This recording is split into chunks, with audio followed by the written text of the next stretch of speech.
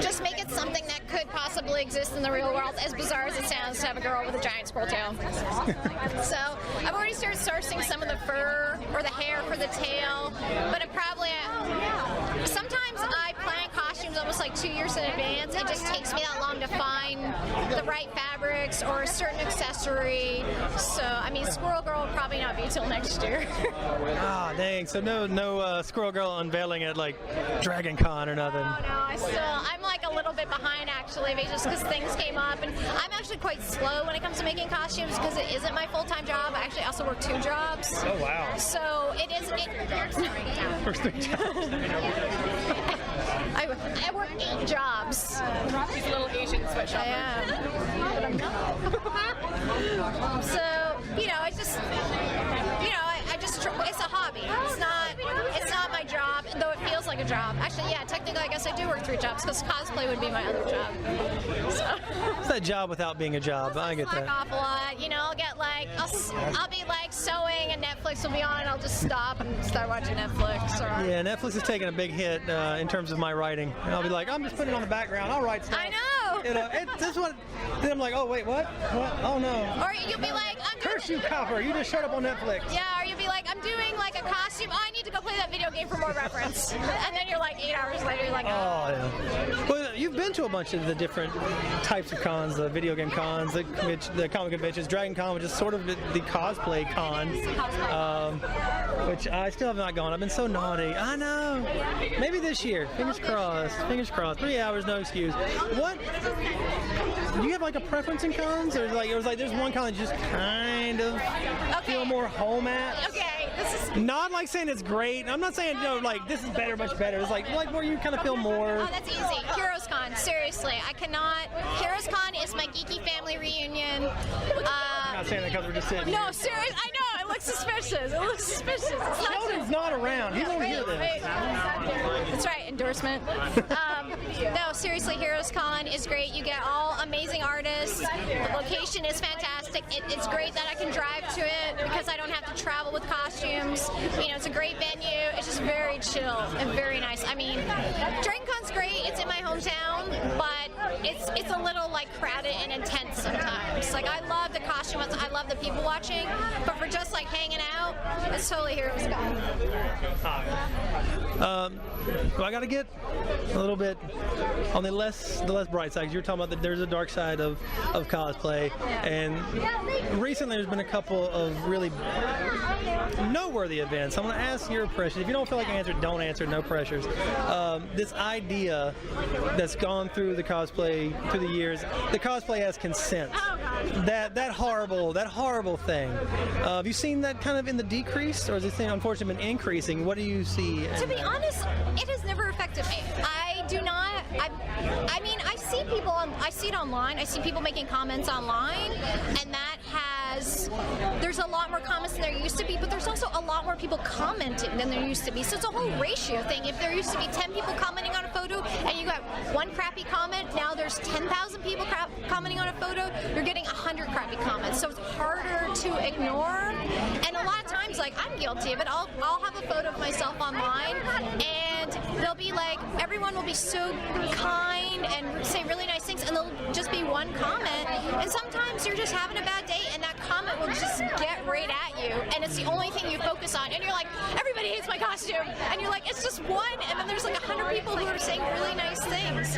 But as far as like, I can only speak I can only qualify to myself, and I've never had a problem with it. Like at a convention, everyone's usually very respectful.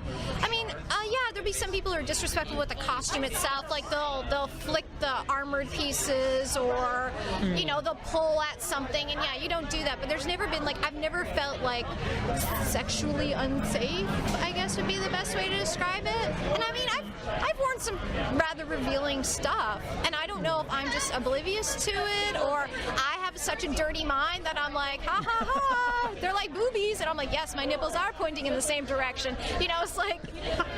It's like I combat it with humor. Like that's how I deal with things like that. So, I'm not going to say it's not out there, but I can't speak from experience when it comes to that.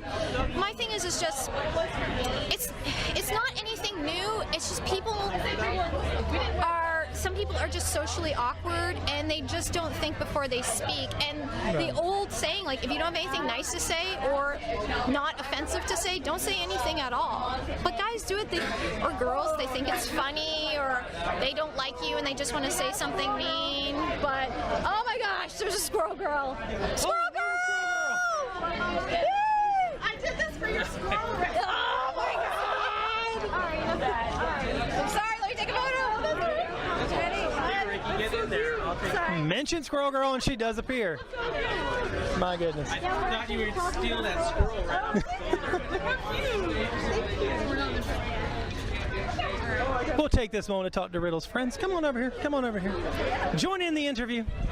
And you are? I'm Monica, and you are? I'm Ronnie from NeilsEssentialsOnline.com. Nice to meet you. Nice to meet you. And she is, Monica's dressed as Rogue. Yes, I am. And you are? Katie. Hey, Katie, dressed as Black Cat. Yeah. How are you guys doing today? We're good. Really excited to be here. It's a really big turnout. Comic Book Day. May the 4th be with y'all. That's the best Southern accent I think I've ever heard, and I grew up here. I am from Alabama, so. Oh, well, welcome up north. Welcome up north. We're north of you guys. Charlotte's my second fave, behind Atlanta. Second fave. That seems to be the universal. I was born in Raleigh, North Carolina, so not too far from here. Hello, Raleigh. But yes, hey, what's up? It was way more redneck though since I've been here. They actually have like We actually have roads now. yeah, I know. Like you don't buy your veggies off the side of the street and stuff. Well, I had to ask, how long have you been doing the cosplay? Well, I'm 20. I've been cosplaying since I was 13, so about 7 years. 10 years. Oh, 7 years. Okay, Yes. see, this is why I don't do math. That's why I don't do math. And yourself? I have been cosplaying for like about 10-ish years now. 10-ish years. Yeah, 10-ish. Nice. I mean, technically, like, I say 2004, so it sounds like 9, but if you count 2004 as the first year instead of the 0 year, it's 10. Okay, we'll go with 10. Yeah. I like 10. We'll go with you. It'll be my 10th AWA. And I like saying 10-ish, because then it sounds like I'm playing a sport. I've been doing this for 10-ish. 10-ish. I'll do it for 10. And where can the listeners find you guys at? Facebook, whatever? Yeah, I think you can just Google our names.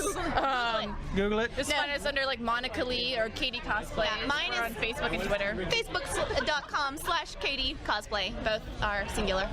Nice. Just Google me. That's so Google me. Google it. Google it. Google it. Like it. London 218911 Cosplay. Just Google me.